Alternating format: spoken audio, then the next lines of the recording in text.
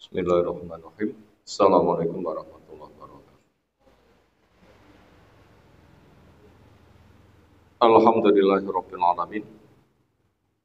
Walladzi arsala rasulahu bil huda wa dinil haqq lidhirahu 'ala dini kulli. Wa kafa billahi syahida. Wa asyhadu an la ilaha illallah wahdahu la syarikalah. Wa asyhadu anna Muhammadan abduhu wa rasuluh. Allahumma salli ala Muhammad wa ala alihi wa ashabihi Aman tabi'ahum bi ihsanin ila yaumiddin. Ya ayuhan nas ittaqu rabbakum alladzi khalaqakum min nafsin wahidah khalaqa minha zawjaha wa bassa minhuma rijalan katsiran wa nisaa'a wattaqullaha alladzi tasaaluna bihi wal arham innallaha kana 'alaikum raqiba wa ba'd. Fa inna asdaqal hadits kitabullah wa khairal hadyi hadi Muhammadin sallallahu alaihi wasallam. Syarrul umuri muhdatsatuha fa inna kulla muhdatsatin bid'ah wa kulla bid'atin dhalalah wa kulla dhalalatin finnar. Ayyuhal ikhwah akramana subhanahu wa ta'ala. Insyaallah kita lanjutkan masuk pada pembahasan babun nafaqati 'alal iyal. Bab nafkah kepada keluarga.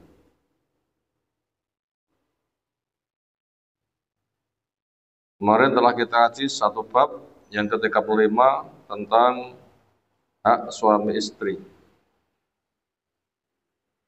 Sekarang masuk pada bab yang ke-36, babun nafaqati 'alal iyal, bab nafkah kepada keluarga, belanja kepada keluarga. Artinya Allah menghendaki kehidupan manusia butuh rezeki. Rezeki adalah sangune wong urip, modal kehidupan. Bentuk rezeki itu banyak. Situasi aman, rezeki. Badan sehat, rezeki. Pikiran cerah, otak cerdas, rezeki. Butuh makan, minum, rumah, kesehatan, punya rezeki. Termasuk ketentraman jiwa, rezeki. Paham hidup dicipta untuk beribadah, lalu mempelajari petunjuk beribadah, bisa beribadah dengan benar, akidah dengan benar, akhlak dengan benar, itu juga termasuk bagian dari rezeki.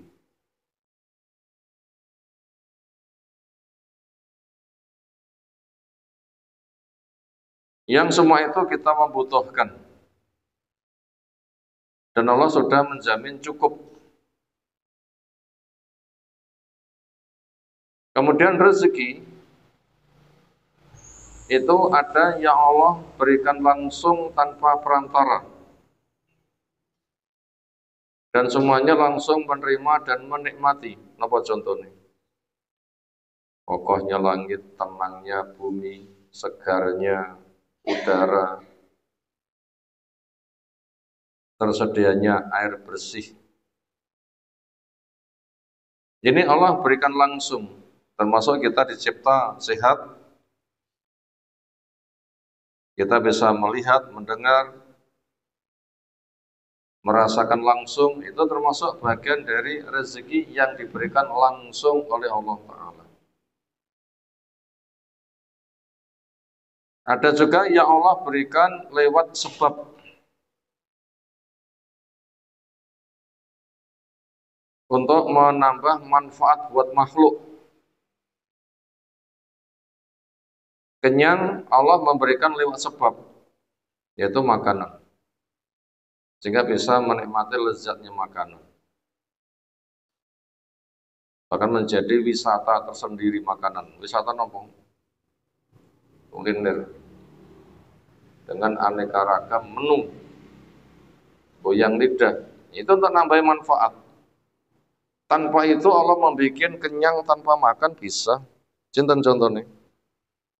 Malaikat bahwa di Nepal tanpa makan rasane pol. Bisa kan?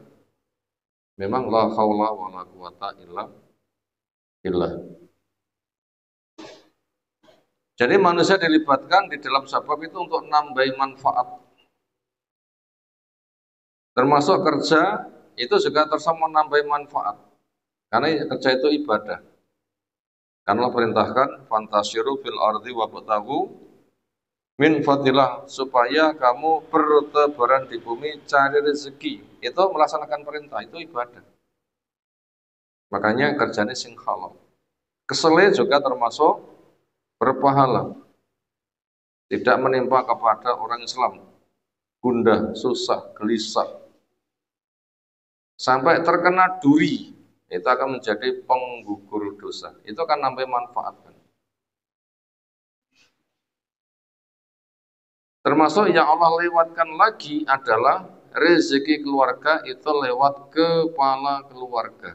Artinya ada rezeki keluarga dilewatkan kepala keluarga. Makanya kita bisa membuktikan wong durung rapi yang kesan nyukupi awak sitok gak iso bayangnya rapi apa wani.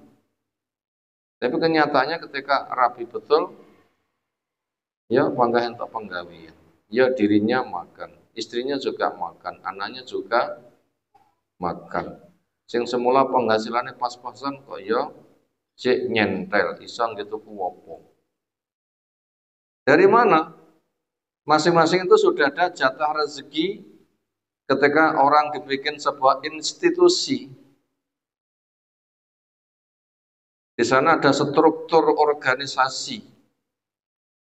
Ada yang ngurus dalam, ada yang ngurus luar. Yang ngurus luar itu sering mendapatkan titipan untuk orang dalammu. Terus gampangi,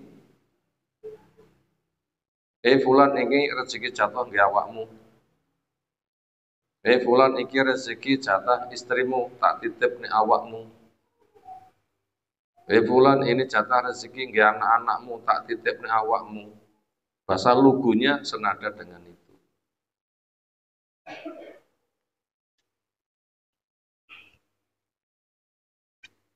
Itu rezeki diantaranya Allah titipkan.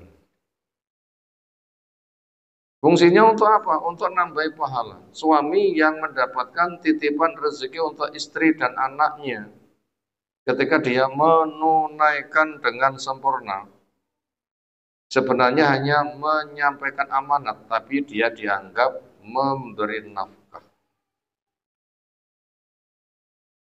Sebenarnya suami kerja untuk diri sendiri sebenarnya.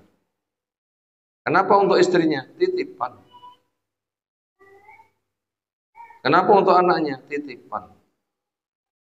Sebenarnya suami itu tidak menafkahi kepada istri, tapi nompo titipan serah nonyang istrimu. Titipan sebenarnya. Allah juga berpesan, la taqtul awladakum khasyata imlaq, nahnu narzuqukum wa iyyahum. Kamu jangan membunuh anakmu karena takut miskin. Kenapa? Yang memberikan rezeki kamu dan mereka itu ada saya. Jelas kan? Allah akan memberikan rezeki. Itu hanya dititipkan saja.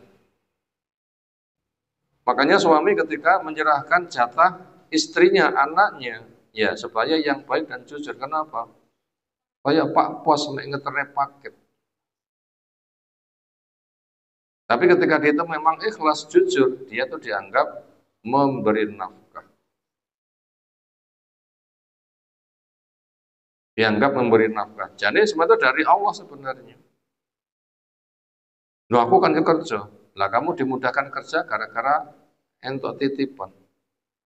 Dan itu jatah pekerjaan mereka, tapi mereka nggak kerja, ya sekarang dijatahkan kepada kamu, itu jatah mereka. Maka apabila orang itu bisa berpikir seperti itu, dia nanti akan bahagia kerjanya, memberikan nafkah. Kenapa? Serba bermudahkan. Nah, seperti itu. Itu siapa yang dititipi menunaikan amanat dengan benar, maka dia dianggap memberi nafkah kepada mereka. Yang sebenarnya semuanya itu adalah berasal dari Allah. Allah sendiri jelas satu bahasa mengatakan nahnu narzuqukum wa iyyahum, sing rezekene kamu dan mereka itu saya, salah satu sisi, tapi menggunakan bahasa yang lain supaya kamu memberikan nafkah kepada mereka.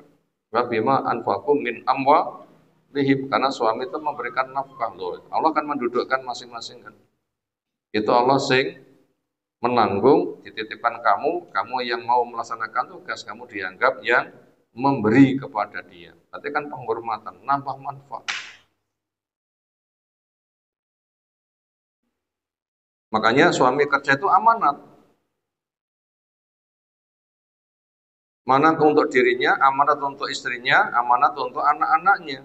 Yang semuanya dikumpulkan, kamu pikul. Nah, kamu nanti dapat pahala bertumpuk-tumpuk. Sehingga tidak ada ceritanya suami pengangguran. Kenapa? Lah kamu nampak amanat. Istrimu punya rezeki, ada pekerjaannya, sekarang dititipkan kamu, ya penggayaan ekonomi ya tanda ngono. Dengan kerja yang ada di depanmu. Ini jatah anakmu bersama pekerjaannya, karena mereka enggak bekerja, nah kamu yang menghandle, sing nangani, sing nandani. Makanya itu ada amanat. Sementara tanda orang beriman adalah menunaikan amanat. Inna wa ya'murukum an tu'addul amanat ila ahliha. Sesungguhnya Allah memerintahkan kamu untuk menunaikan amanat, supaya yang berhak mendapatkan, mereka mendapatkan dengan sempurna. Nah, sementara orang munafik itu adalah idza tumina khon. Ketika diberi amanat dia mengkhianati. Ya jangan seperti orang munafik. Ini jatah istrimu atau weh nih, khianat kan. Ini jatah anakmu atau weh nih, khianat. Ini jatah rezeki istrimu bersama kerjanya, enggak kamu kerjakan, khianat juga kan. Ini jatah anakmu bersama pekerjaannya yang diaman kepada kamu, kamu enggak belum kerja, itu kan khianat. Jadi semuanya manusia dilibatkan itu untuk nambah pahala. Untuk nambah pahala. Itu menjelaskan dari mana judul babun nafaqati al-iyam. Dalil-dalil yang dinukilkan oleh penyusun buku Imam Nawawi rahimahullah ta'ala, pertama nukilan Al-Baqarah 223. Wa 'alal mauludi lahu rizquhun wa kiswatuhunna bil ma'ruf. Wa 'alal mauludi lahu, dan kewajiban orang yang diberi kelahiran untuknya. Siapa orang yang diberi kelahiran? Enggak hamil, enggak melahirkan, tapi ketika ada kelahiran, ini milikmu, sinten? Suami. Ini milikmu. Kalau enggak hamil, enggak melahirkan, kok milikmu? Ya memang begitu, Allah memberikan hak, karena institusi itu ada struktur organisasi, itu semua itu dihandle oleh pimpinannya. Sehingga dia mengatakan, itu istriku, itu anakku. Kenapa? Itu susunan struktur organisasi itu begitu. Itu wakilku, itu sekretarisku, itu bendaharaku, itu seksi-seksi yang kubentuk, kui anak buahku. Kan ku, milik saya gitu kan. Karena itu memang ada struktur organisasi. Institusinya memang seperti itu.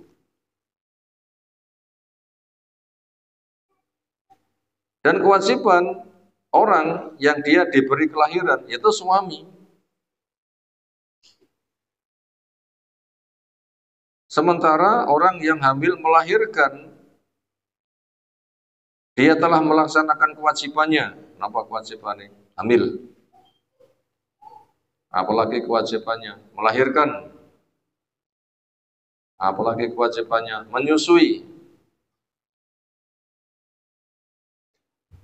Nah, ketika kewajiban mereka telah dikerjakan, hamil, melahirkan, menyusui, berarti mereka punya hak. Yang kamu sekarang mendapatkan hak, yaitu diberi kelahiran. Sekarang kamu melaksanakan tugas. Apa? Rezeki yang mereka dijatah, yang dititipkan kepada kamu. Serah no, gitu kan? Jatah rezeki mereka yang dititipkan kepada kamu. Serah no. Bagi suatu demikian juga pakaiannya. Berapa? Bil ma'ruf pantas. Karena Allah ketika mencipta makhluk itu seimbang. Kalau itu mencipta makhluk itu seimbang. Makanya suami tidak kerja itu khianat. Suami bekerja tidak memberikan nafkah kepada istri anak itu khianat. Kenapa? Itu rezeki mereka, kerja mereka yang diamanatkan kepada kamu, putune awamu tandang, nggak tandang, khianat kan? Nah, bila kamu bisa memenuhi amanat, loh, orang yang bisa melaksanakan penunaian amanat dengan benar, oh itu pahalanya tidak bisa dihitung. Memang orang hidup itu untuk mencari apa? Pahala. Bekal di akhirat. Lek mati sok digowo. Lek mati anak enggak digowo, lek mati bojo enggak digowo, sing digowo napa? Pahala. Penunaian amanat. Nah itu kan untuk pembekalan kan. Nah seperti itu. Makanya suami jangan malas bekerja. Tapi kerja keras. Kenapa? Itu amanat. Lek gah nampa amanat ya rasa rapi. Bagi ngoten lagi. Lek gah nampa amanat ya enggak usah rapi. Open ana awakmu dewi. Nah kamu tuh kan nampa amanat. Kerjakan. Jadi itu rezeki yang Allah berikan untuk jatah masing-masing ketika manusia hidup pada institusi keluarga terorganisir, ada yang menjadi pimpinannya sebagai susunan strukturnya, maka dia mendapatkan tugas untuk mengendalikan, maka dia harus melaksanakan tugas dengan baik. Juga waqala ta'ala nukilan dari surah At-Tolak yang ke-7, liyunfik dzu sa'atim min sa'atih. Wa man qutira 'alaihi rizquhu falyunfik mimma ataahu Allah. La yukallifullahu nafsan illa ma ataaha. Liyunfik supaya menyerahkan nafkah. Nah, menyerahkan, Allah yang memberi. Dzu sa'atin orang yang diberikan kelonggaran min sa'atin dari kelonggarannya. Apa ya Allah titipkan longgar ya wehno akeh.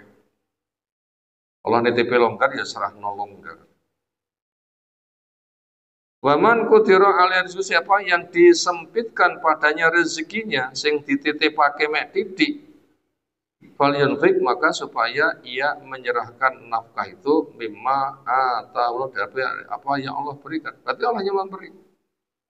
Suami dapat amanat, jelas ini lafadznya. Allah memberi. Sekarang tak titipi serahmu.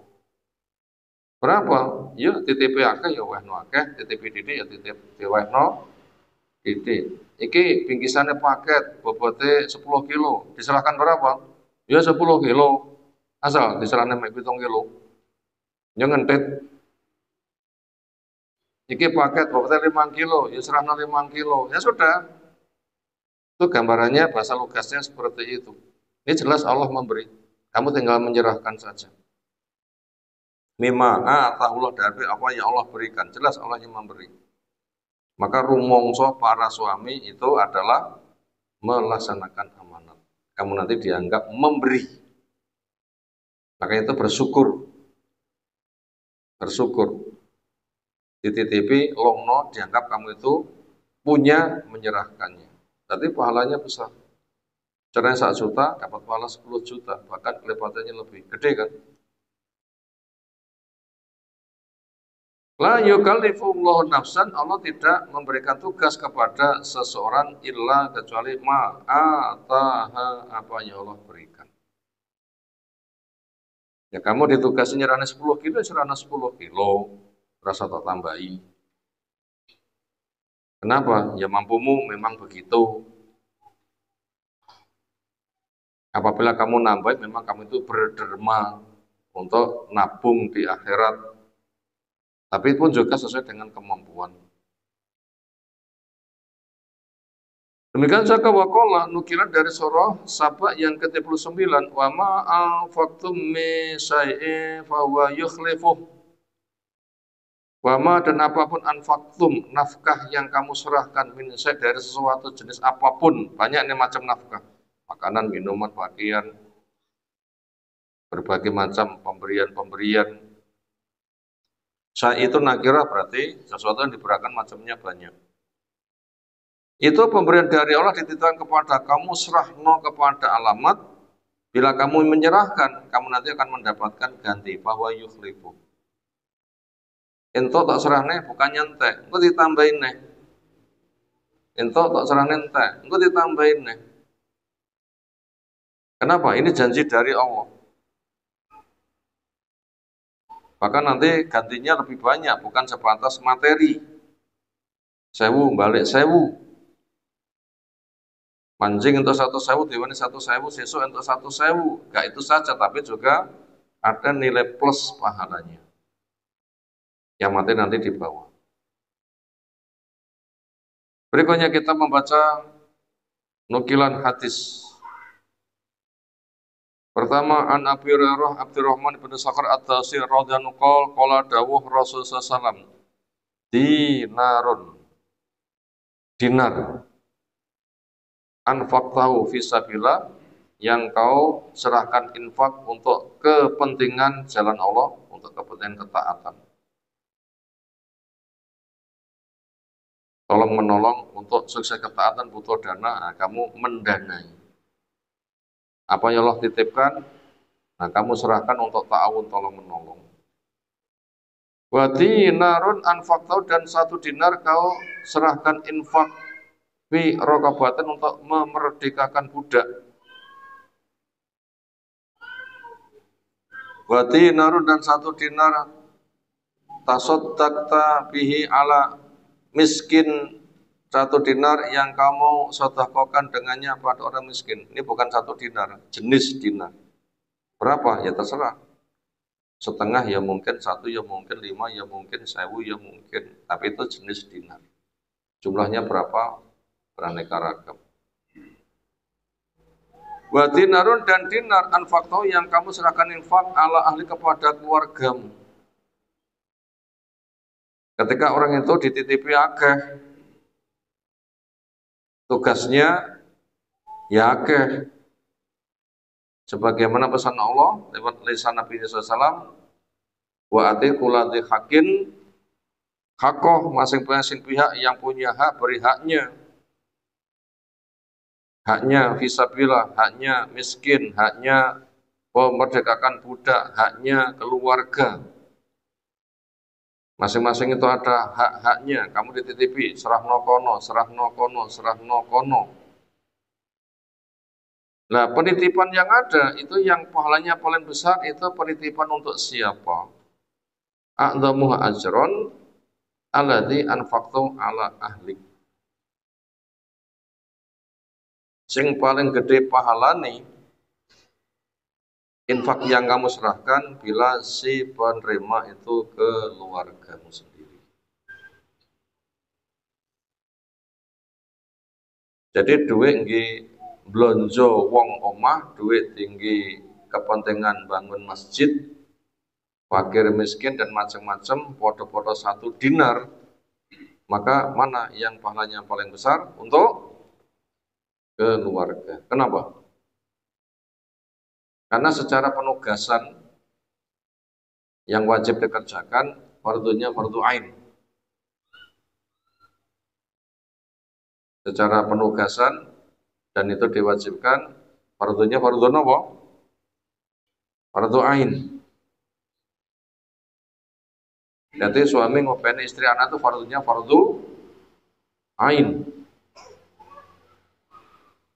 Ibaratnya aku sing ngingoni, aku sing ngeloni, kan ngoten nggih. Masa gelem ngingoni tanggane sing kon ngingoni. Pantes mboten? Ya enggak pantes. Itu fardu ain. Tapi kepentingan untuk memerdekakan budak bisa dipikul bareng, kifayah kalau begitu. Kepentingan fakir miskin itu juga bisa dipikul bareng, kifayah kalau begitu. Kepentingan fisabilillah juga bisa dipikul bareng, berarti fardunya fardu kifayah. Makanya fardu ain lebih gede daripada fardu kifayah. Fardu ain wonge kudu tandang dewi, gak bisa diwakilkan. Tapi fardu kifayah sebagian sudah mengerjakan selesai, yang lainnya sudah tergugurkan. Makanya fardu ain pahalanya lebih gede ketimbang fardu kifayah. Enggak ada bedanya orang sholat jenazah. Napa hukumnya sholat jenazah? Fardu kifayah. Apabila ada yang sudah nyolati itu yang fardu ain, sisanya fardu kifayah. Pahalanya besar mana? Yang besar yang wajib daripada yang sunnah. Mana dalilnya? Mama taqarraba ilayya abdi bisain ahabba ilayya mimma aftaratuhu alaih. Ketika hambaku mendekatkan diri kepadaku dengan melaksanakan ketaatan, tidak ada ketaatan yang lebih suka untuk kuterima kecuali ketaatan yang untuk kelasnya wajib. Ketaatan kelasnya sunnah itu untuk menjaga. Tapi nggak mungkin akan disiapi penjaga bila belum ada yang dijaga. Yang dijaga sudah ada ancaman baru dipasang penjaga. Memang begitu urutannya. Lalu berikutnya, untuk perjuangan itu memang berangkatnya dari keluarga. Perjuangan berangkatnya dari keluarga. Maka sering terangkat keluarga merupakan media membangun peradaban. Maka bila keluarga itu baik, nanti akan berkumpul kumpulan yang baik. Jadi lewat keluarga.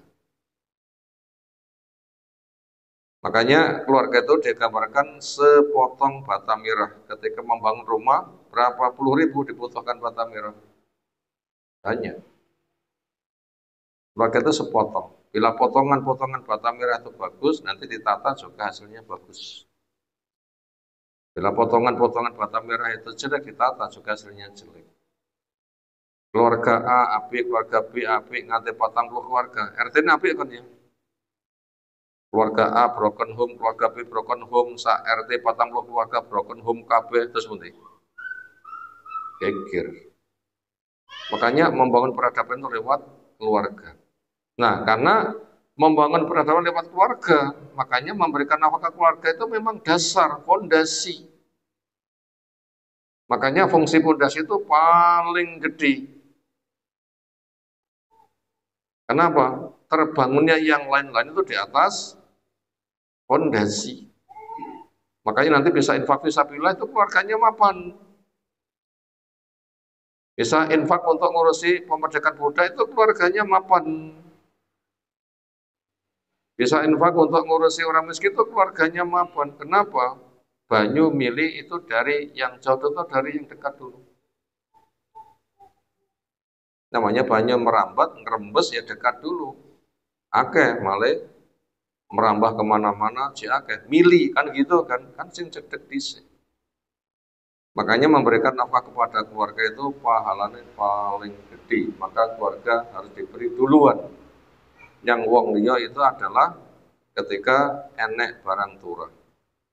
Tapi ojo panggah rumangsa kurang. Kenapa? Turah-turahno. Nek rumangsa kurang, kapal pira-pira ya panggah kurang. Makanya supaya semuanya tercukupi, sistem yang diberikan Nabi itu adalah Nabi minta untuk jadi orang miskin. Allahumma ahyini miskinan, ya Allah hidupkan saya sebagai orang miskin. Kalau kita Nabi itu sugih apa miskin? Ayo, Nabi itu sugih apa miskin? Sugih. Miskin jaluk miskin, orang jaluk wis miskin aja. Minta miskin itu ada sugih. Nah begitu, Semisal kita miskin nyuwun sugih, ya cek miskin, makanya tuh nyuwun sugih. Minta miskin berarti wis sugih, nyuwun miskin. Apa mananya? Ya Allah, hidupkan saya sebagai orang miskin, matikan sebagai orang miskin, kumpulkan bersama orang miskin. Apa mananya? Untuk memenuhi butuh dunia itu titik wae dicukup-cukupnya kayak wong miskin, titik di cukup-cukup. Miskin sedina penghasilannya mek 10.000, keluargane 5. Niku dipun cukup-cukupne napa? Brol-brol. Cukup-cukup nih. Piye carane 10.000 sak keluargane sini 5 mangan kabeh dan cukup. Itu dicukup-cukupkan. Makanya doa Nabi seperti itu supaya semuanya itu terpenuhi. Kalau begitu bagaimana caranya supaya kabeh terpenuhi sementara memberikan nafkah keluarga itu nomor siji paling gede. Gimana caranya? Dihitung dulu sesuai dengan pemasukan per apa. Biasanya tiang mancing itu bayarannya per nopo? Per pekan nggih. Wonten sing per pekan, wonten sing per bulan. Ya sesuai dengan kadar pemasukannya. Andai kan per pekan dia dihitung, butuh suami per pekan berapa, butuh istri per pekan berapa, butuh anak-anak per pekan berapa. Jumlah butuhnya seperti orang miskin, titik wae cukup dan dicukup-cukup nih. Bukan piro-piro panggah kurang. Ketika sudah diberi, ini untuk jatah seminggu. Ternyata kajetura, itu untuk yang lain-lain. Untuk fisabilillah, memerdekakan budak, membantu orang miskin. Nah gitu caranya, nanti ben roto kabeh. Tapi wong lain nggak begitu, pira-pira panggah kurang. Makanya Nabi itu adalah menggunakan sistem minta jadi orang miskin. Artinya titik wae cukup dan dicukup-cukup nih tujuannya. Nanti bisa berderma kepada yang lain dan roto. Kalau itu wadah itu mudah, caranya ngukur. Wadah seliter, diisi seliter bek lek turah gua. Tapi lek nafsu. Jane asli seliter, diisi seliter bek nopo tasik kurang. Oh, jane ukuran mek seliter 5 liter ya pangga sedeng. Nek dituruti ngoten niku ya rantai-entek. Maka caranya gimana? Ya caranya menggunakan sistem wadah sing enggak molor. Andaikan sarapan sepilang 5.000 cukup 5.000. Enggak molor berarti 10.000. Seliter ya pas, ya begitu. Karena orang miskin itu, andaikan itu serba beli, 5.000 sarapan wis marap. Maka Nabi minta seperti itu, tujuannya kabeh ben entuk. Itu sudah ada, mengelola, manajemen, cara mengaturnya sudah ada. Nah seperti itu. Sehingga dengan demikian nanti semuanya akan mendapatkan penyaluran nafkah, tetapi dimulai keluarga. Karena ada perintah masing-masing atau pos itu ada haknya beri, makanya Nabi menggunakan sistem nyukup nih, sehingga kabeh ben entuk. Karena manusia itu bukan sebatas makhluk pribadi, tapi juga makhluk sosial. Terus berikutnya 296. An Abi Abdurrahman yuqalu lahu An Abi Abdurrahman yuqalu lahu Abu Abdurrahman. Ya memang dikatakan di masyarakat kunyahnya memang begitu. Sering dipanggil kunyahnya daripada nama aslinya. Asli nama aslinya siapa? Thauban ibni Mujaddid. Siapa dia? Maula bekas budaknya Rasul Shallallahu Alaihi Wasallam. Dulu budak dimerdekakan. Namanya Thauban. Mana bahasa Thauban itu nopo? 2 lembar kain ngaten lagi. Nyapa kok ngono tuko? Kala cerita, kala dawuh Rasulullah sallallahu alaihi wasallam, afdalu dinarin, paling utamanya dinar, artinya paling utamanya nafkah. Dinar di antara bentuknya, ya, kalau kita rupiah. Nek duit, nek beras ya paling utamanya beras. Ya tinggal sing kecekel opo. Dinar itu salah satu nama benda yang diinfakkan. Nama-nama yang lain banyak macamnya. Ini contoh. Andaikan roti ya paling utamanya roti gitu loh ya. Di sini menggunakan bahasa dinar. Paling utamanya dinar, yunfiku rajul, yang seorang itu menyerahkan nafkah adalah dinarun, dinar, yunfiku, yang ia serahkan nafkah ala iyali, kepada keluarganya. Orang yang dicukupi makannya. Artinya Allah titip kepada dia itu jatah makan dia, karena kamu sebagai pemiliknya serahmu. Wa dinarun yunfiku ala dabatihi fisabilillah, dan yang kepada keluarga lebih baik daripada 1 dinar yang ia serahkan untuk kendaraannya, kepentingan fisabilillah, kendaraan untuk perang. Walaupun itu penting, tetapi untuk ngupani keluarga lebih penting. Karena nggak bisa berjuang di luar bila keluarganya nggak kokoh. Sehingga bila keluarganya kokoh, ditinggal tenang, nanti jihadnya bisa tenang. Maka itu dikokoh dulu. Artinya jangan bangun tembok kecuali fondasinya sudah kokoh. Nafkah keluar itu ketika nafkah rumah itu sudah.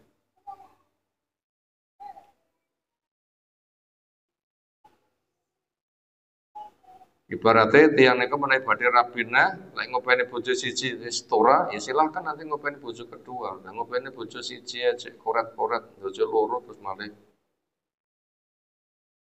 Sitok ngureti intip, sitok ngureti angus, ngoten kira-kira.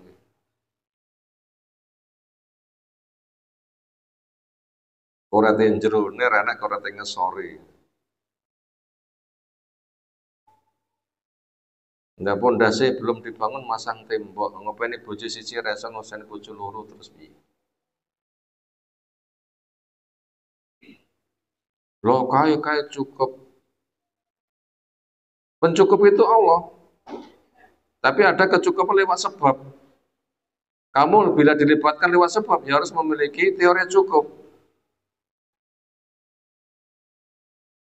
Kenapa? Kamu memang nantang masalah, nantang amanat. Masuk nantang amanat wong liya sing mun ngopeni. Anak sing rapi, wong tuane sing kon ngingoni ngoten nggih. Ya ora pantes. Wa dinarun yunfiqu ala ashabihi fisabilillah, dan lebih baik daripada dinar yang ia infakkan untuk temannya yang berjuang fisabilillah. Jadi, infak untuk keluarga itu nomor 1. Tapi sepantasnya bil ma'ruf, aja dinten-enten, tapi harus diturahni. Seperti orang miskin didik cukup sehingga nanti akan selalu turah. Begitu sistem Nabi. Ketika keluarga sudah, nah, baru nanti untuk kepentingan kendaraannya, untuk kepentingan jihad, atau saudaranya berangkat ke medan jihad itu yang diperbantukan kepadanya. Nah itu ada urut-urutannya seperti itu.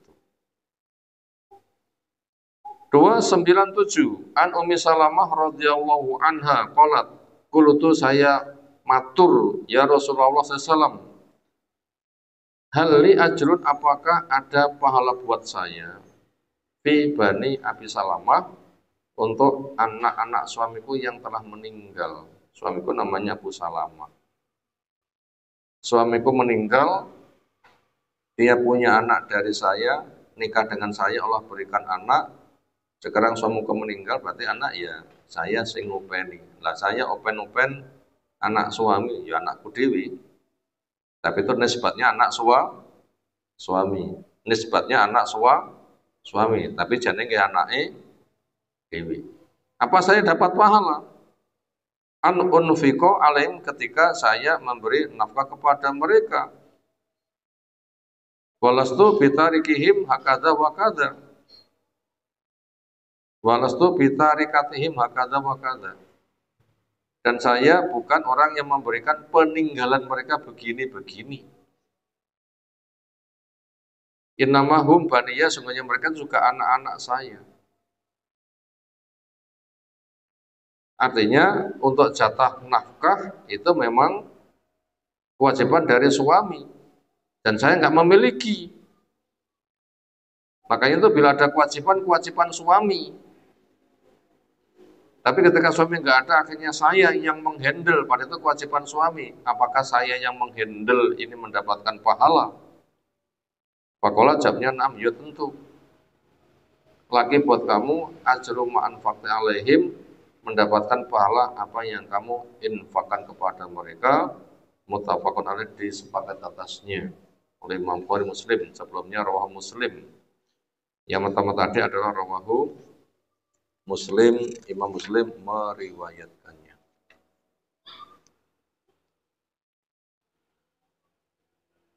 Berikutnya, semoga nanti terbaca habis karena itu maknanya sepadan sehingga pemikirannya selalu mudah. Wa an Sa'ad ibni Abi Waqqas radhiyallahu anhu fi hadisihi, atau pada hadisnya yang panjang, alladzi qaddamnahu fi al-kitab, yang sudah saya paparkan di awal kitab, bibab anit pada tema niat. Di situ ada isi anna Rasulullah SAW qol wa innaka lan tunfiqa nafaqatan. Sesungguhnya kamu tidaklah memberikan suatu nafkah tabtagi wajah yang kamu cari dengan wajah Allah. Jadi suami ketika nyerah itu harus punya niatan ikhlas, cari pahala. Illa ujib, tapi kecuali kamu diberi pahala. Kata mata jauh sampai apa yang kamu jadikan Fifi meratik, yaitu nafkah yang dimakan istrimu, itu jadi pahala. Tafaq alaih.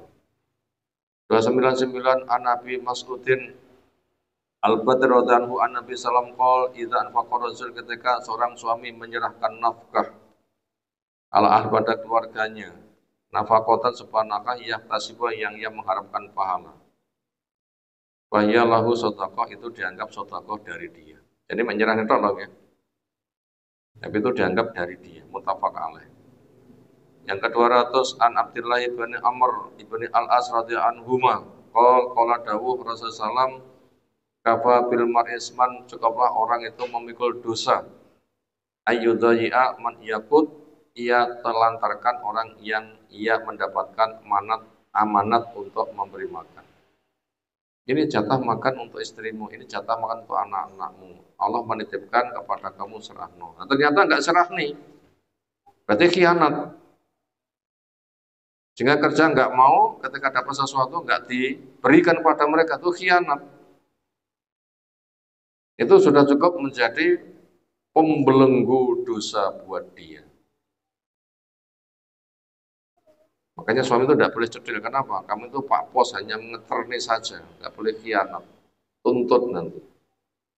Hadis sahih rawahu Abu Dawud wa ghairuh. Warwa Muslim fi sahihihi bimaknahu, semakna kalau isinya kafa bil mar'i isman, cukup orang itu sebagai pemikul dosa. Ayah bisa aman yamliku, kutau bahwa dia menahan jatah orang yang dia memiliki haknya. Jatah kono kok ditahan, nggak diserah nih, itu saat memikul dosa itu. Nggak melaksanakan amanat. Rawahu Muslim. Yang terakhir an Abu Hurairah radhiyallahu anhu Nabi sallam qol ma min yaumin, tidak ada dari hari yusbihul ibadu, yang seseorang memasuki waktu pagi fihi, dari itu illa kecuali malakan yanzilan, dua malaikat turun. Fayaqul ahaduhuma, satu-satunya berdua, Allah ma'ti munfikan khalafan, berilah kepada orang yang mau menyerahkan infak, beri ganti yang lebih banyak. Fayaqul akhar, kepada yang malaikat yang lain mengatakan, Allah ma'ti mumsikan talafan, ya Allah kepada orang yang tidak mau menyerahkan infak, maka beri kerusakan. Jadi pengkhianat itu akan dapat kerusakan. Tafaq alaih. Makanya setiap pagi itu orang itu harus berinfak. Wa anhu Nabi sallallahu qol al-yadu al-yad, tangan di atas khairun miyati sufra, daripada tangan di bawah. Ini kehormatan kepada orang yang dapat amanat lalu dia itu melaksanakan dengan tugas dengan baik. Wabda bimantal, mulai orang yang kamu tanggung, wa khairu shadaqah makana an azharigina, sebaik-baik sedekah apa yang ada di punggung kekayaan. Artinya untuk pribadi keluarga sudah secukupnya diturahni Nah, turang-turang yang diberikan kepada orang lain. Ini menunjukkan itu ada skala prioritas. Banyu ngrembes kesono lek kene wis bek dhisik gitu kan. Nggak mungkin banyu milih rono lek kene orang enek. Emangnya banyu mencolok. Wama yasta'fif, siapa yang menjaga diri dari minta-minta, yu'ifahullah, Allah membikinnya dia juga terjaga dari minta-minta. Waman yasta'fi yu'nillah, siapa yang mencukup-cukupkan, Allah memberikan kecukupan, Rawal Bukhari, meriwayatkannya Imam Bukhari. Alhamdulillah cukup banyak hadis yang telah kita baca. Bagian akhir kita akan melihat rangkumannya. Mau dicatat silahkan. Ada 4 nomor yang pendek-pendek. 1. Allah penjamin rezeki bagi setiap makhluk. Allah penjamin rezeki bagi setiap makhluk. Ada yang diserahkan langsung,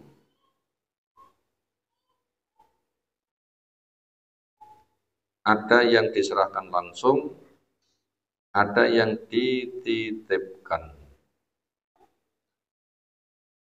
Dan nomor 1, Allah penjamin rezeki bagi setiap makhluk, ada yang diberikan langsung, ada yang dititipkan.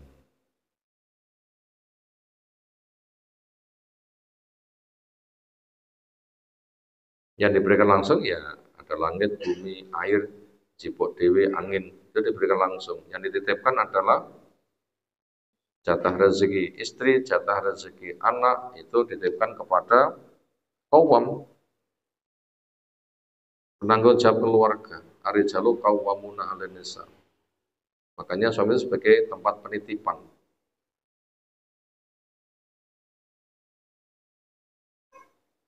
Dan nomor 1,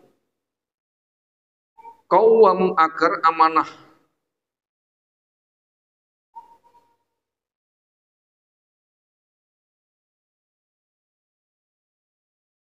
Mengambil titipan dengan cara yang halal. Qawwam agar amanah, mengambil titipan dengan cara yang halal. Itu nomor 2, qawwam agar amanah, mengambil titipan dengan cara yang halal. Qawwam itu suami, penanggung rumah tangga, supaya amanah, bisa dipercaya. Ki jatah kono wehno, jatah kono wehno, jatah kono wehno. Nah, ketika dia itu mengambil titipan, ambil dengan cara yang baik. Artinya ketika kerja, kerjalah yang baik. Nanti akan diberkahi. Nomor 3, cara menyerahkan amanat dengan mengurutkan dari yang terpenting dulu. Cara menyerahkan amanat dengan mengurutkan, dimulai dari yang terpenting dulu. Itu nomor 3, cara menyerahkan amanat dengan mengurutkan dari yang terpenting dahulu. Cinten yang paling penting dahulu. Ya kamu sebagai qawwam, pemimpin, siapa yang jadi anak buahmu, kan bahasa gampangnya gitu. Anak buahmu yang paling cerdas istrimu, berikutnya anak-anakmu, dan siapa yang berada di rumahmu. Mungkin ibu bapakmu sudah tua, atau kamu juga punya pembantu, punya hewan-hewan, terus yang cedek-cedek disik. Ketika sudah, nanti baru keluar tetangga, fisabilillah, dan seterusnya. Itu ada urut-urutannya. Terus yang gampang ya menggunakan sistem merambatnya air. Merambat yang cerdak sudah basah, lalu berikut-berikutnya. Gitu kan? Itu keluarga yang harus didahulukan. Terakhir, yang keempat, imbauan untuk ikhlas dan waspada dari khianat. Yang terakhir, imbauan untuk ikhlas dan waspada dari khianat. Makanya siapa dapat titipan lalu menyerahkannya ikhlas. Saya dapat titipan, saya serahkan ikhlas. Saya sebagai Pak Pos ngeterne ya ikhlas. Waspada dari khianat. Lek paket teko ora diterne, dituntut mboten. Piye dadi kurir tugase ngeterne ora diterne. Tuntut kan. Itu gambarannya itu ke sana. Kita ulang nih, terakhir himbauan untuk ikhlas dan waspada dari khianat. Demikian yang kita kaji di kesempatan malam hari ini. Insyaallah kelanjutannya kita kaji waktu yang lain. Semoga Allah Ta'ala berikan ilmu bermanfaat untuk kita semuanya. Ada tanggapan silahkan. Terkait kewajiban kepala keluarga untuk menafkahi dan fadilahnya, apakah ada hubungannya dengan ayat Al-Quran man ja'a bil hasanati falahu asyru amsalihha? Ya, erat. Termasuk man ja'a bil hasanati, hasanah itu macamnya banyak. Bahkan masalah nafkah, hasanah bentuknya nafkah kepada keluarga itu paling tinggi. Ya jelas itu. Nggak bisa dipisah. Makanya suami memberikan nafkah pada termasuk hasanah. Itu yang digarap duluan. Garap duluan di dalam urusan sosial. Apalagi. Demikian, subhanakallahumma bihamdika asyhadu an la ilaha illa anta astaghfiruka wa atubu ilaik. Assalamualaikum warahmatullahi wabarakatuh.